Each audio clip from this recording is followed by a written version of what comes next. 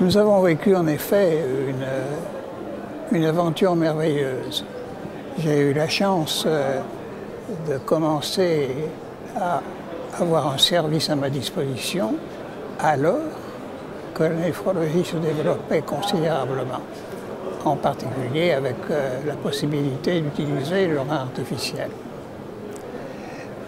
Nous étions très orientés sur cette possibilité et dès que Scribner, que j'avais entendu pratiquement seul faire sa communication à l'hôpital, au premier congrès de néphrologie, a communiqué ses premiers résultats, j'ai été très enthousiaste.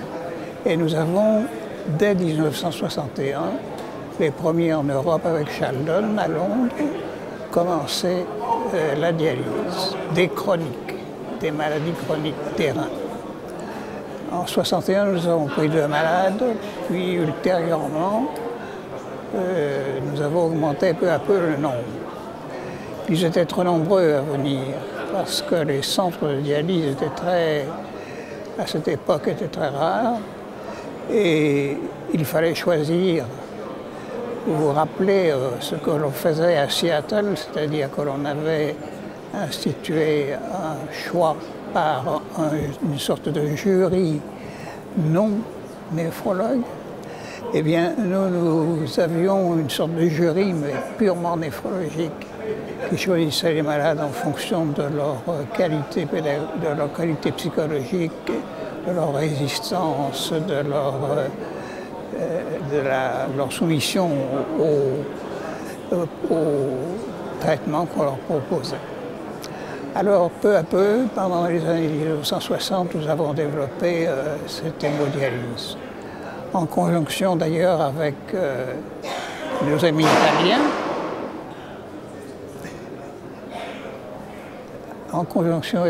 italiens, avec qui nous avions beaucoup de rapports, avec Turin en particulier, et plus spécialement avec Turin. Alors cette hémodialyse s'est développée progressivement et un des premiers centres extra-universitaires qui a eu lieu est celui de Canarelli à Évian, qui a aidé tous les malades français qui passaient dans ce centre. Voilà un peu la marche de cette affaire. Ces photos me touchent beaucoup, car elles me rappellent les débuts de dialyse lorsque j'étais allé chez Scribner en 1960. Il avait publié quelques mois auparavant l'invention du shunt artério-veineux qui permettait d'avoir accès au vaisseau constamment et de traiter les insuffisants rénaux chroniques. Je suis allé plusieurs fois voir Scribner. Il est venu aussi à Lyon. Il nous a aidés à monter son système et à développer à partir de 1961 l'hémodialyse chronique de ces malades qui autrefois étaient voués à une mort certaine et qui disparaissaient très rapidement. Je suis allé chez Scribner avant Laurent et avant Lyon qui est ici. Et Scribner est ensuite venu à Lyon à plusieurs reprises pour nous aider. Ça, c'est une photo beaucoup plus tardive et très récente. C'était 3 mois avant sa disparition. Je suis allé le voir sur son houseboat, son bateau sur lequel il vivait, qui était un engin relativement dangereux. Et d'ailleurs, on l'a bien vu puisqu'il est tombé de ce bateau, il s'est noyé 3 mois après cette visite que nous lui avions faite à l'occasion d'un congrès qui avait lieu à Seattle. Alors, c'est un peu le résumé de toute la dialyse qui est là.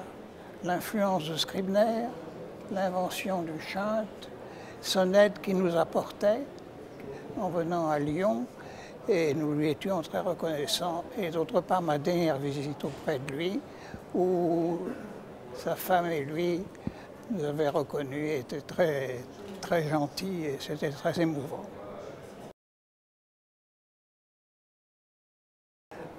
Scribner était un homme très intelligent, bien entendu, excellent clinicien, mais aussi très tourné vers les problèmes pratiques mécaniques, ce qui explique qu'il ait pu choisir le téflon. Il a vu immédiatement l'intérêt de ce produit pour faire les champs artério-veineux.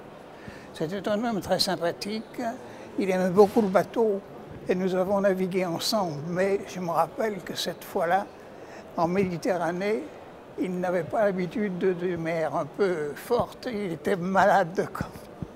Ce n'est pas possible. Il naviguait en effet à ce moment-là, et j'avais navigué avec lui sur son bateau dans les lacs qui entourent Seattle, où la mer est toujours pratiquement étale. Bien sûr, nous étions très intéressés par la dialyse et la survie que l'on obtenait avec cette dialyse chronique, mais il est évident que c'était une solution incomplète et nous sommes tournés très vite vers la transplantation. Nous avons commencé en 1962 avec un malade entre frères et sœurs, et puis nous avons continué à développer cette technique avec beaucoup de difficultés, puisqu'à ce moment-là, seuls les parents étaient des donneurs possibles. C'est la raison pour laquelle nous avons essayé des xénotransplantations, avec des transplantations de chimpanzés chez l'homme, dont certaines ont duré plusieurs mois, sans rejet. Et je suis sûr que l'on utiliserait maintenant cette méthode, on aurait certainement des succès. Malheureusement, des problèmes éthiques se posent et il est difficile d'aller de l'avant dans ce domaine. Nous avons travaillé aussi beaucoup sur les immunosuppresseurs et en 1966, nous avons créé un nouveau sérum antilymphocyte qui vit toujours. Il s'agit d'un produit biologique, mais qui, plus de 40 ans après sa création, est toujours utilisé, après avoir passé dans différents laboratoires. Et nous venons justement d'éditer une petite une historique du sérum antilymphocyte. Cette transplantation, nous l'avons conduite aussi dans le domaine pancréatique, comme vous savez, puisque en 1976, avec une technique que Dubernard avait mise au point, nous avons pu greffer notre premier malade, qui était d'ailleurs en italien. Alors, la dialyse va certainement évoluer, et une des évolutions possibles, c'est d'augmenter la fréquence des séances de dialyse et de faire des dialyses quotidiennes comme nous vous l'avons montré, et avec un bénéfice certain sur l'état clinique des malades, la tolérance, et à tel point que les malades qui ont commencé désirent continuer cette dialyse courte, c'est-à-dire 2 heures par jour. La dialyse courte a des difficultés pour se développer en raison du fait que le remboursement des frais provoqués par cette dialyse quotidienne, donc plus fréquente, n'est pas encore résolu totalement. Mais c'est une évolution qui se fera et on peut imaginer facilement que 25 à 30% des sujets traités en dialyse classique 3 fois 4 heures auront besoin et seront traités ultérieurement dans l'avenir par l'hémodialyse quotidienne. La transplantation devrait évoluer aussi, mais on est toujours à la recherche d'une tolérance complète vis-à-vis des organes qui sont greffés. Cette recherche, moi je la connais depuis plus de 50 ans, elle n'a encore jamais abouti, mais on peut espérer, et on le saura au cours de ce congrès peut-être, que des solutions vont apparaître.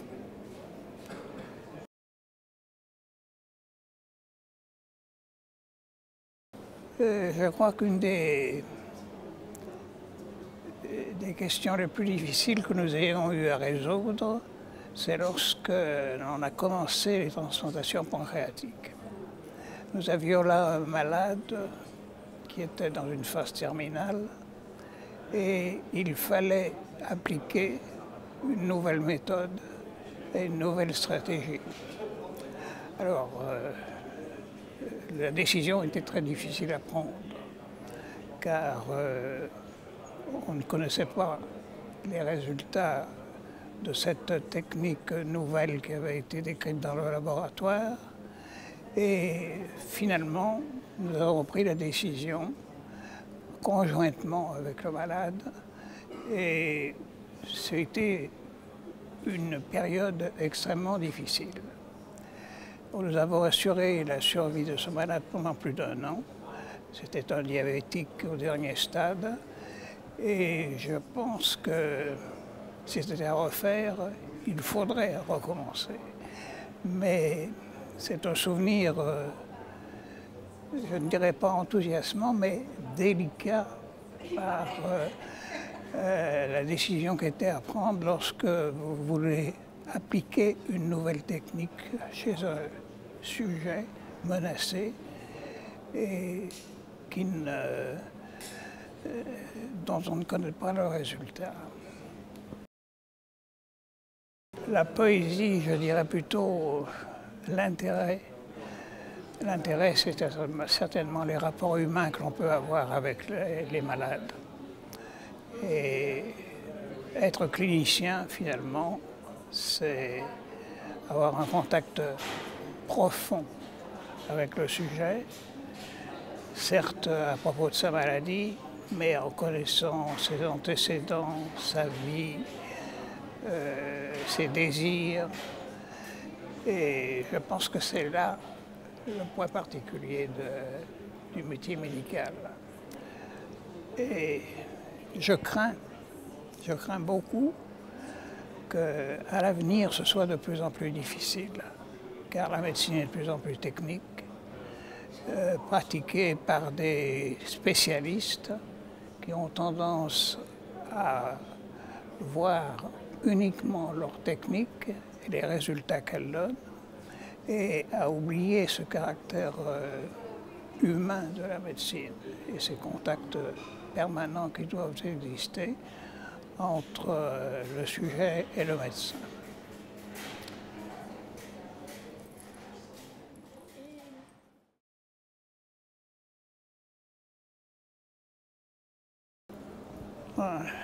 La néphrologie est une spécialité qui évolue beaucoup, qui se développe considérablement. Elle a un caractère humain considérable du fait que ces malades sont menacés d'insuffisance rénale. Et dans ces conditions, moi, je crois que la néphrologie a un avenir important et passionnant, je dirais, et qu'on peut conseiller à beaucoup de s'orienter dans cette voie. Elle permet d'avoir à la fois une sensibilité humaine et d'autre part de développer les techniques et de développer l'aspect scientifique de la médecine. Mon conseil, ce serait de conserver à la médecine, malgré son caractère très technique, de plus en plus technique, de conserver son caractère humain. Et je pense qu'actuellement, les médecins sont pressés, disposent de peu de temps, n'ont pas le temps en particulier d'écouter le malade suffisamment. Et je me rappelle seulement ce que disait Charles Nicolle quand il était chef de service à Tunis, à l'hôpital qui porte maintenant son nom.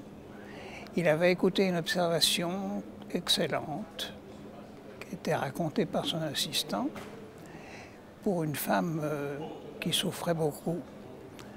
Et à la fin, il lui a dit « Est-ce que vous avez pensé à lui prendre la main ?» Vous voyez le problème. Eh bien, c'est ça la médecine d'aujourd'hui. Je pense qu'il faut prendre le temps de prendre la main du patient patiemment et de l'écouter.